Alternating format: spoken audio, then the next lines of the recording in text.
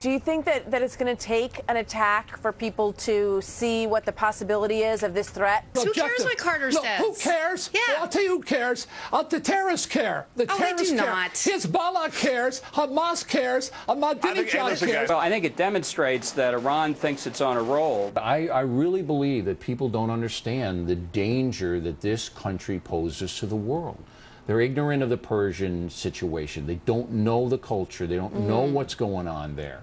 And I feel that this is the most dangerous country in the world. I am very worried that nearly 6 years after 9/11, people are simply not focusing the way they should. There is a sense of complacency, and I hope it's not going to take another 9/11 to wake us up, particularly not a 9/11 with weapons of mass destruction. The bad guys have to succeed only once. As the terrorists have said, we have to succeed every time. And that's why I think the most disturbing thing I've heard in response to this indictment is the comment from some people that the threat was not imminent, as if we have to have just-in-time counterterrorism. You know, that is a prescription for mass tragedy in this country. Unless the Iranians know that America means business, they're just going to keep moving. You know, Ambassador, I worry that the world is in denial about this guy.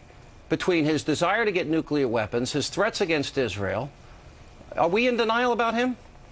Well, I think many are. I think many in Europe simply don't see the threat the same way that we do, and every time he pushes and we don't push back, I think it reinforces in Ahmadinejad's mind and the minds of many of the mullahs that they're going to get their way. So the lesson they're learning is the more they push against us, the more likely they are to prevail. You know, I think the world, I see an analogy of the 1930s, Ambassador, with the world in denial, that we didn't listen to Hitler's rhetoric in many ways.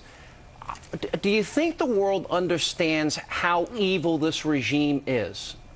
Well, it's not only the pronouncements that they make, but their continued effort over a nearly 20-year period to achieve a nuclear weapons capability, which they're getting closer and closer to. Yeah. When you do strategic analysis, you look at capabilities and intentions, and in the case of Iran, both are clear. And then we are short attention span people, because it's been 5 years and people, they hear the news about Brian Ross's report and they say, yeah, but they haven't hit us. What are the chances? Well, the chances are awfully good, unfortunately. The problem with what Brian Ross is reporting is a lot of these things are going on. We know people are coming across our borders. The FBI is real good, but the terrorists only have to be good once. Once they are, you could have an explosion anywhere in this city. It would tie things up. It would kill people. We'd never be the same. Have you heard about this? Iran exonerated 6 people who killed in Islam's name.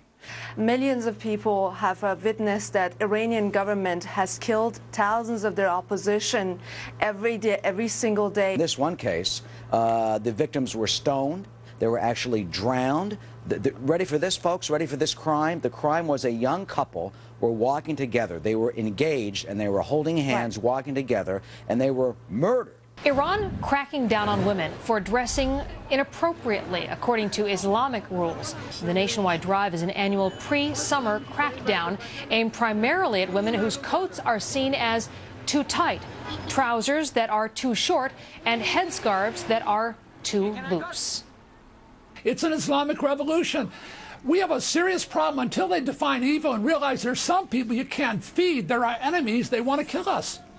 First came the crackdown on the way people dress, then the ban on Western hairstyles, and now Iran says it will be filtering what it considers to be immoral video and audio messages sent on mobile phones.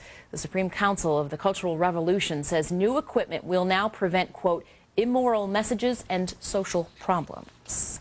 You go to give someone a greeting and it escalates. And this is clearly what happened. He sees his teacher on Teacher Day. They go to shake hands, and then he ends up hugging her. He kissed her on the hand. This is forbidden. This is forbidden in the Sharia law there. Physical contact, you cannot have any with a woman unless you're related to her.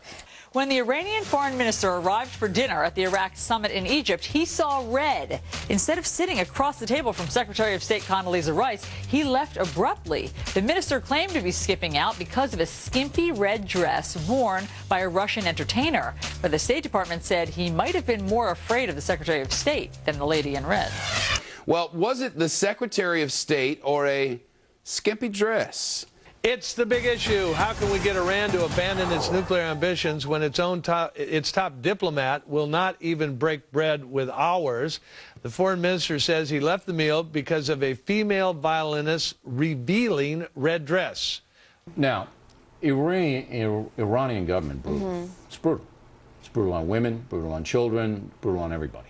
Sharia law has been placed back into the laws, and that's Islamic-based law, which states that a girl is an adult at age 9 and a boy is an adult at age 15. It states that a woman's life is worth half that of a man. Nobody has any rights in Iran. It's a police state. Yes. You step out of line, they're going to take you away, just like the song says. Yeah. Officially announced there are 150,000 arrests of individuals for improper clothing announced by the Iranian government. 17,000 people were stopped in Tehran's Mehrabad airport in a matter of a month and interrogated.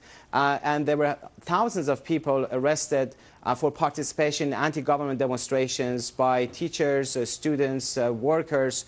So this sends a signal to those individuals in Iran that even a scholar voice would not be tolerated, let alone voice of dissent to overthrow the regime. And those are the kind of people we're fighting in Iraq as well. Absolutely. Well, this is a classic case of a government trying to show moral equivalency where none exists. The 5 people that we're holding were out there trying to kill coalition soldiers.